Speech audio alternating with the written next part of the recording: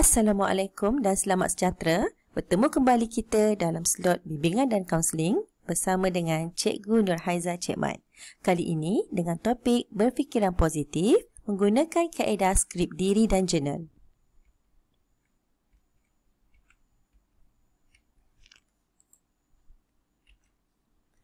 Objektif bimbingan cikgu pada hari ini ialah mengetahui apakah dia pemikiran positif dan menggunakan kaedah skrip diri dan jurnal harian yang positif. Apakah itu pemikiran positif? Pemikiran positif ini adalah kebolehan individu untuk melihat sesuatu situasi dari sudut yang positif. Dan faedah pemikiran positif ini dapat mengawal dan menangani situasi secara positif dan membantu menangani tekanan dengan lebih berkesan. Bagi murid-murid yang telah pun menjawab inventory personality diri yang mendapat skor kritik diri yang sangat tinggi dan tinggi, maka intervensi yang akan cikgu ajarkan ini akan membantu anda untuk kekal ataupun meningkatkan positif diri. Cara kita berfikiran positif itu memerlukan pemerhatian yang positif terhadap perkara yang anda alami dalam kehidupan harian anda. Maknanya di sini, apa sahaja yang anda rasa, yang anda alami dalam kehidupan harian anda akan berfokuskan kepada bagaimanakah anda mentafsirkan situasi itu. Penting untuk kita mempelajari bagaimana berfikiran positif kerana daripada tafsiran anda akan menyebabkan perasaan anda positif, tindakan anda juga positif dan akan menghasilkan satu perkembangan diri dan motivasi diri yang bagus untuk kemajuan diri anda. Tetapi sebaliknya, jika anda mentafsirkan sesuatu situasi itu sebagai sesuatu yang negatif, maka ia akan memberikan kesan kepada perasaan anda dan menyebabkan anda bertingkah laku yang negatif yang boleh menyebabkan anda stres atau kemurungan yang boleh membinasakan psikososial anda. Jadi untuk skop kali ini, cikgu akan membimbing bagaimana teknik berfikiran positif ya. Kerana apabila kita berkata kita mesti positif, tak ada apa saja masalah yang kita hadapi, kita mesti positif. Apabila kita rasa kita kecil hati atau kecewa dengan kehidupan kita, ini sebenarnya bukanlah sesuatu perkara yang mudah ya. Kerana ia bergantung kepada bagaimana seseorang itu menyerap kata-kata yang diberikan dan dilemparkan kepadanya. Jadi pada hari ini, teknik berfikiran positif yang cikgu akan bimbing, kita akan menggunakan satu bentuk latihan skrip diri yang positif dan juga jurnal harian yang positif. Untuk slot yang seterusnya nanti, baru cikgu akan bimbing bagaimana kita membuang fikiran negatif itu dan menggantikannya dengan positif. Okey. Okey, untuk latihan skrip diri, kita akan berikan arahan ya. Okey, cikgu akan berikan sekeping kertas untuk anda menyenaraikan sifat-sifat positif dalam diri anda. Anda perlu menyenaraikan perkara-perkara yang anda suka mengenai diri anda dan dapat anda lakukan dengan baik. Perkara-perkara ini anda perlu tulis kerana ia dapat menjelaskan kepada imej anda bahawa anda nampak apa yang anda tulis itu adalah sesuatu yang positif.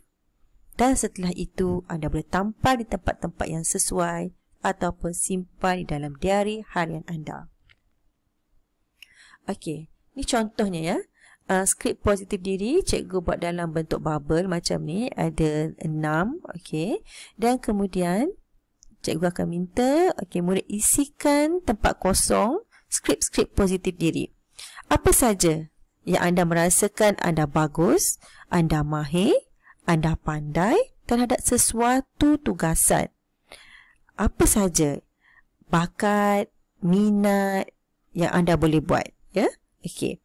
Anda perlu isikan bubble ini. Cikgu bagi masa dalam masa 30 minit. Dan setelah siap, kita akan teroka apakah dia positif-positif diri yang telah diteroka terhadap murid tersebut. Okey, ini adalah contoh ya.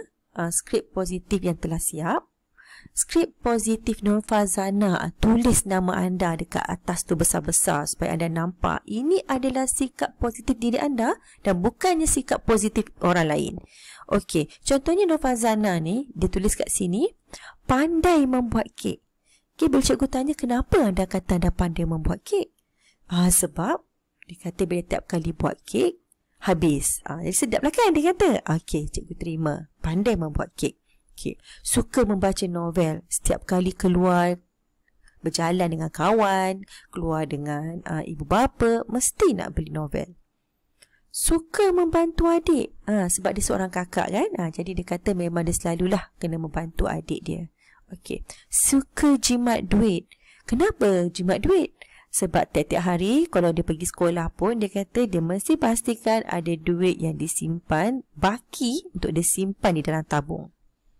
Berdisiplin dalam menyiapkan tugasan. Dia kata selama ni memang belum lagi lah dia dapat kena denda ke sebab tak siap kerja sekolah.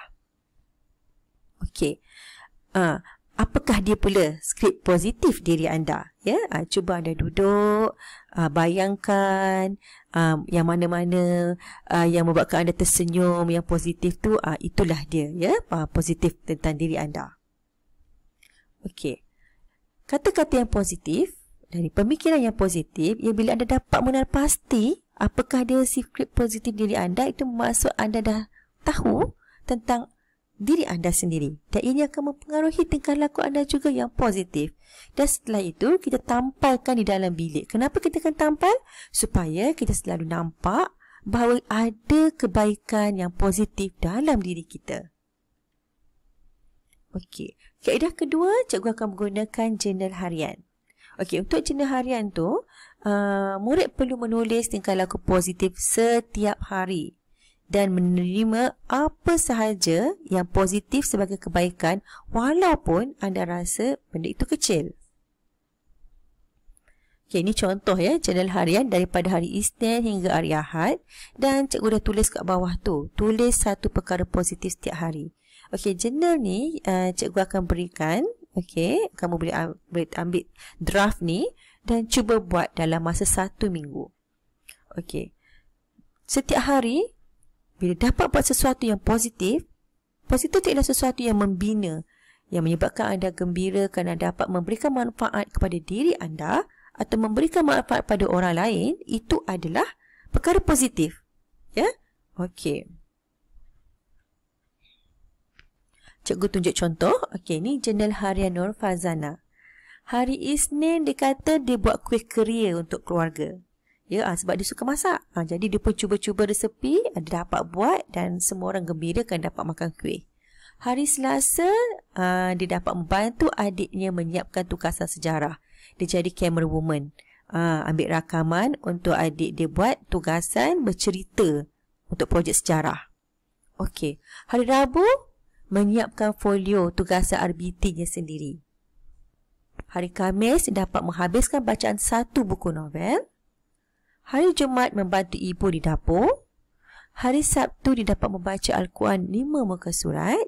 Dan hari Ahad dia bergotong royong mengemas rumah. Okey, untuk jurnal harian ni kan, apa yang perlu anda buat adalah setiap hari anda kena pasti apakah manfaat yang anda berikan kepada diri sendiri atau keluarga. Jangan rasa perkara-perkara itu adalah remeh ya. Seperti kadang-kadang anda kata membantu ibu di dapur, memanglah setiap hari kita bantu ibu di dapur, tetapi ia adalah satu perkara yang positif ya. Jadi anda boleh tulis di dalam jurnal harian anda untuk anda buktikan kepada diri sendiri bahawa ada perkara positif yang anda lakukan setiap hari. Apabila anda menulis setiap hari, maka berulang-ulang anda akan menyebut saya pandai, saya mahir, saya boleh, saya berjaya, sehingga menjadi kebiasaan dan ianya akan mengekalkan sifat positif anda. Ya, cuba anda tengok tadi kan. Okay, kesimpulannya, anggap kemajuan kecil sebagai satu langkah ke hadapan. Yakin dengan kata-kata semangat dan terima kesilapan sebagai peluang untuk belajar ya. Bukannya bila kita rasa kita dah tersilap, kita lagi membinasakan diri kita dengan tidak memaafkan diri kita dan sentiasa berfikiran negatif ya. Fokus pada perkara yang anda mampu buat. Sekian saja dari cikgu. #hidupkan hari anda. Kita akan jumpa